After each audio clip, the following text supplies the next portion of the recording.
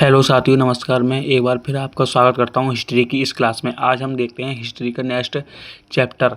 हमारा आज का चैप्टर है सिंधु घाटी सभ्यता। इसके लिए हम इंग्लिश में इंडस वैली सिविलाइजेशन कहते हैं। हम सबसे पहले देखते हैं सिंधु घाटी सभ्यता का परिचय। भारत में पहली शहरी सभ्यता है। भारत में पहली शहरी सभ्यता है। भारत में पहली कांस्य युगीन सभ्यता है। कांस्य युगीन मतलब सीसा। भारत में नियोजन के आधार पर पहली सभ्यता है। भारत में पक्की ईंटों का प्रयोग करने वाली पहली सभ्यता है। भारत में चाक प्रयोग करने वाली पहली सभ्यता है। जैसे कि आपको पता होगा चाक क्या होता है। जैसे कि कुम्हार मिट्टी के बर्तन बनाता है, उस चाक पर उसे ही चाक कहते हैं। यह विश्व की सबसे पुरानी सभ्यता में से एक है। अब हम देखते हैं सिंधु घाटी सभ्यता की समकालीन सभ्यताएं। सिंधु घाटी सभ्यता की समकालीन सभ्यताएं देखते हैं। जब भारत में सभ्यता और थी। जब भारत में यह सभ्यता थी तब भारत में और भी सभ्यता थी, जैसे मेसोपोटामिया की सभ्यता, चीन की सभ्यता, मिस्र की सभ्यता, नील नदी की सभ्यता। अब हम देखते हैं सिंधु घाटी सभ्यता का समय। इतिहासकारों में समय को लेकर मतभेद है। जैसे कि 2500 BC से 1750 BC तक इसका समय माना गया है। 2500 BC से 1750 BC तक इस सभ्यता का समय माना गया है। अब हम देखते हैं सिंधु घाटी सभ्यता का क्षेत्र। यह 3 क्षेत्रों में बटी हुई थी, जैसे कि अफगानिस्तान, पाकिस्तान, भारत। पाकिस्तान में सौर्दघई नाम का एक स्थल है। पाकिस्तान में है हड़प्पा, मोहनजोदड़ो, सुतकांगेडोर, आमरी, चन्हूदड़ो और बालाकोटा। भारत में लोथल, रोपड़, कालीबंगा, आलमगीरपुर, राखीगढ़ी, कुणाल और दायमाबाद यह भारत में स्थित स्थल हैं सिंधु घाटी सभ्यता के। अब हम देखते हैं सिंधु घाटी सभ्यता की लिपि मतलब भाषा। पढ़ना लिखना जानते थे और यही कारण इस काल को आगे ऐतिहासिक काल कहते हैं। यही कारण इस काल को ऐतिहासिक काल कहा जाता है। इस सभ्यता की लिपि भावचित्रात्मक थी। इस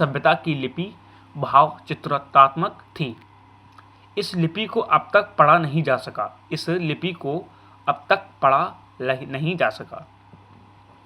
इस लिपि के बारे में सबसे पहले अलेक्जेंडर कनिंघम ने बताया। अलेक्जेंडर कनिंघम भारतीय पुरातत्व विभाग का जनक कहा जाता है, जिसे भारतीय पुरातत्व को हम शॉर्ट में ASI भी कहते हैं।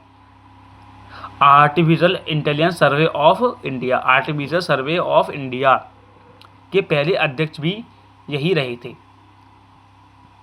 अब देखते हैं सिंधु घाटी सभ्यता की विशेषताएं। इसकी 4 विशेषताएं थीं, जैसे कि राजनीति, समाज और अर्थव्यवस्था। अब हम एक एक करके देखते हैं राजनीति। सिंधु घाटी सभ्यता की राजनीति। Politics of Indus valley civilisation. इसके बारे में ज़्यादा जानकारी नहीं मिली है। ये युद्ध नहीं करते थे, मतलब इसके बारे में ज़्यादा जानकारी नहीं मिली है। यह युद्ध नहीं करते थे। व्यापार और वाणिज्य को अधिकता को देखकर लगता है कि राजा व्यापारी वर्ग का होगा। यहाँ पर व्यापार और वाणिज्य अधिकता, तो इसी कारण लगता है कि राजा व्यापारी वर्ग का ही होगा। यहाँ राजनीतिक संरचना की जानकारी का अभाव है। यहाँ पर राजनीतिक संरचना की जानकारी का अभाव है। इसका राजनीतिक कारण शिल्पियों के हाथ में रहा होगा। अब हम देखते हैं सिंधु घाटी सभ्यता का समाज। समाज में वर्ण व्यवस्था दिखाई नहीं देती। समाज में वर्ण व्यवस्था दिखाई नहीं देती। समाज में मजदूर व श्रमिक अलग से रहा करते थे। समाज में श्रमिकों के लिए अलग से आवास मिले थे। यहाँ पर दो तरह का भेदभाव भी होता था, जैसे कि जाति आधारित और वर्ग आधारित। अमीर और गरीब के मध्य भेदभाव रहा होगा। हड़प्पा नामक स्थल से छोटे छोटे कमरे मिले हैं जिन्हें श्रमिक आवास के रूप में जाना जाता है। समाज में महिलाओं की स्थिति अच्छी नहीं है और यहाँ से वेश्यावृत्ति के प्रमाण भी मिले हैं। यहाँ सती प्रथा होने की आशंका भी जताई गई है। यहाँ पर सती प्रथा होने की भी आशंका जताई गई है। अब हम देखते हैं सिंधु घाटी सभ्यता की अर्थव्यवस्था। सिंधु घाटी सभ्यता की अर्थव्यवस्था। मुद्रा का प्रचलन नहीं है। मुद्रा का प्रचलन नहीं है। जीविका के लिए कृषि, पशुपालन और व्यापार तीनों करते थे। व्यापार देशी तथा विदेशी दोनों होता था। व्यापार जो था देशी और विदेशी दोनों होता था। अब हम देखते हैं, हमारा टॉपिक है मुद्रा नहीं है। मुद्रा नहीं है।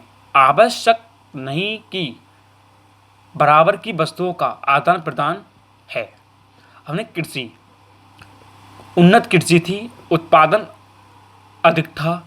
खेतों की जुताई के बाद फसल को बोया जाता था। इसके साक्ष्य कालीबंगा और बनावली से मिले हैं। इसके साक्ष्य जो है कृषि के साक्ष्य बनावली और कालीबंगा से मिले हैं। अब हम देखते हैं विश्व में पहली बार कपास की खेती की शुरुआत यहीं से हुई थी। विश्व में पहली बार कपास की शुरुआत यहीं से हुई थी। मेहरगढ़ पाकिस्तान से खेती का प्रमाण मिला है। मेहरगढ़ जो कि पाकिस्तान में इस्टेब्लिश है, वहाँ से खेती का प्रमाण मिला है। अब हम देखते हैं मोहनजोदड़ो पाकिस्तान सूती वस्त्र का प्रमाण मिला है। मोहनजोदड़ो से पाकिस्तान में सूती वस्त्र का प्रमाण मिला है। सरसों, रई, ज्वार, चावल, गेहूं आदि मुख्य फसलें इस सभ्यता में उगाई जाती थीं। जैसे कि ज्वार, चावल, गेहूं, सरसों, राई आदि फसलें इस सभ्यता में उगाई जाती थीं। हड़प्पा और मोहनजोदड़ो से अन्नागार मिले हैं। मोहनजोदड़ो से बड़े बड़े अन्नागार मिले हैं। यह मुख्यतः धातुओं का व्यापार करते थे। इस सभ्यता के लोग धातुक्रम जानते थे। इस सभ्यता के लोग तांबा और टिन को मिलाकर कांसा बनाते थे। जैसे कि कॉपर प्लस टिन को बनाकर ब्रॉन्ज बनता है, जैसे उसे कहते हैं कांसा। अब बताते हैं व्यापार। व्यापार हमारे दो तरह के होते हैं, आयात और निर्यात। आयात में आते हैं चांदी, सोना, तांबा, लाजवर्द, सैलखड़ी और टिन। निर्यात में आते हैं मनके, जिसे मोती बोलते हैं, बहुमूल्य पत्थर, हाथी दांत के आभूषण। व्यापार उन्नत दशा में था। व्यापारी अधिक लाभ कमाते रहे होंगे। हम देखते हैं सिंधु सभ्यता का आधार क्या था? कृषि। सभ्यता का मुख्य पेशा क्या था? व्यापार। हम देखते हैं सिंधु सभ्यता में धर्म, प्रकृति पूजक थे। ये टॉपिक है, ये प्रकृति पूजक थे। ये पीपल तथा बबूल वृक्ष की पूजा करते थे।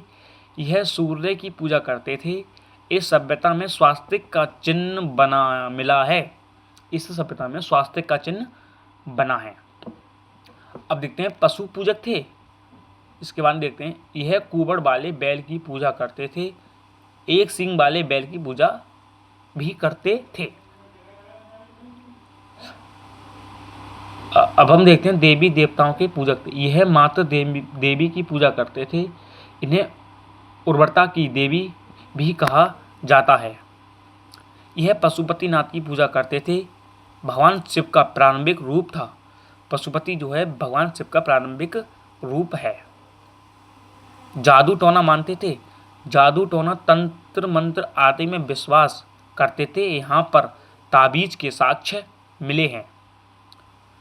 अब हम देखते हैं सिंधु सभ्यता के स्थल एवं उनसे मिले साक्ष्य। सबसे पहला है हमारा हड़प्पा। 1921 में दयाराम साहनी द्वारा रावी नदी के किनारे पाकिस्तान के पंजाब प्रांत में खोला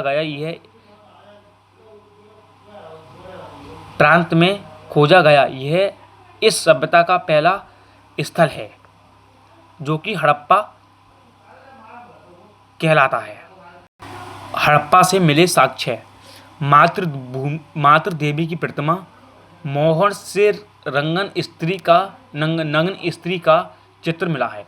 नटराज की मूर्ति, श्रमिक आवास, मछुआरे अन्नागार, RS-37 समाधि यहाँ से मिली है। अब हम देखते हैं मोहनजोदड़ो। पाकिस्तान के सिंध क्षेत्र में इसकी खोज 1992 में रखलदास बनर्जी के द्वारा सिंधु नदी के किनारे स्थित है। हम देखते हैं मोहनजोदड़ो से मिले साक्ष्य।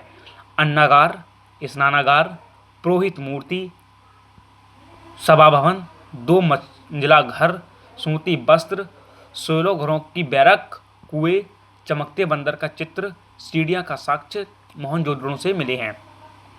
नृत्य करती हुई कांसे की नर्तिका की मूर्ति भी मोहनजोदड़ो से मिली है।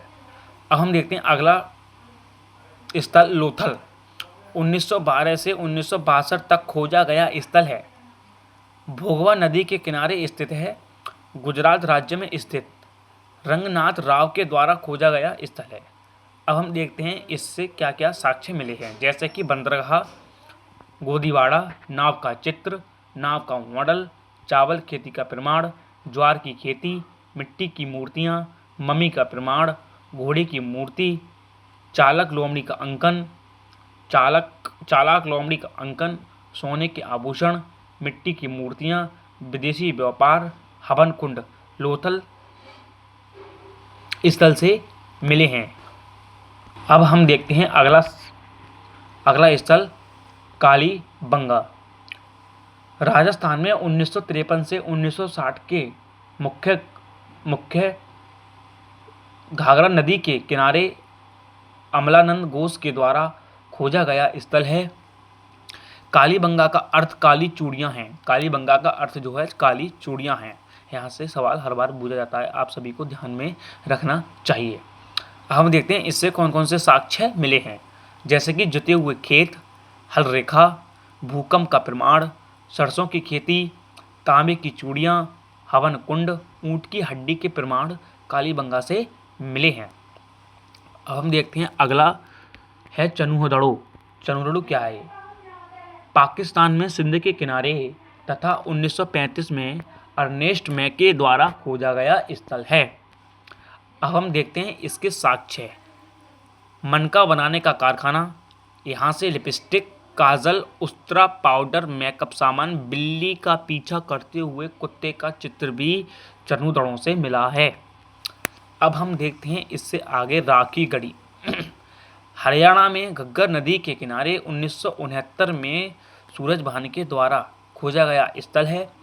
भारत सिंधु सभ्यता का सबसे बड़ा स्थल है राखी गढ़ी। अब हम देखते हैं रोपड़। रोपड़ क्या है? पंजाब राज्य में यज्ञदत्त शर्मा के द्वारा 1955 में सतलज नदी के किनारे खोजा गया स्थल है। यह पंजाब का महत्वपूर्ण स्थल है। और देखते हैं साक्ष्य। रोपड़ से मिले साक्ष्य। यहाँ से तांबे की कुल्हाड़ी, मानव के साथ कुत्ते दफनाने के साक्ष्य यहाँ से मिले हैं। अब हम देखते हैं और स्थल, जैसे आमरी पाकिस्तान में, बालाकोट पाकिस्तान में, रंगपुर गुजरात में, सुरकोटड़ा गुजरात में, आलमगीरपुर यूपी में, दायमाबाद महाराष्ट्र में।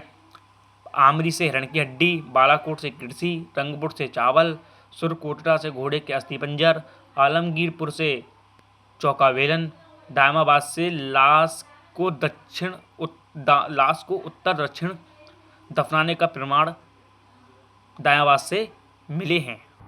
अब हम इससे आगे देखते हैं सिंधु घाटी सभ्यता का पतन। सिंधु घाटी सभ्यता का आखिर पतन कैसे हुआ? पहले इतिहासकारों के द्वारा आर्यों आक्रमण को इस सभ्यता का पतन का कारण बताया गया था। आर्यों का आक्रमण इस सभ्यता का पतन बताया गया था। इसे इतिहासकारों के द्वारा नहीं माना गया था। भूकंप का आना, ज्वालामुखी क्रिया, नदियों का मार्ग बदलना, बाढ़ आना, जलवायु परिवर्तन, भूमि उत्पादन क्षमता में कमी, यह सब सिंधु घाटी सभ्यता का पतन का कारण है। यहाँ पर सिंधु घाटी सभ्यता एंड हो गई थी। जय Hind. I hope you understand. Thank you.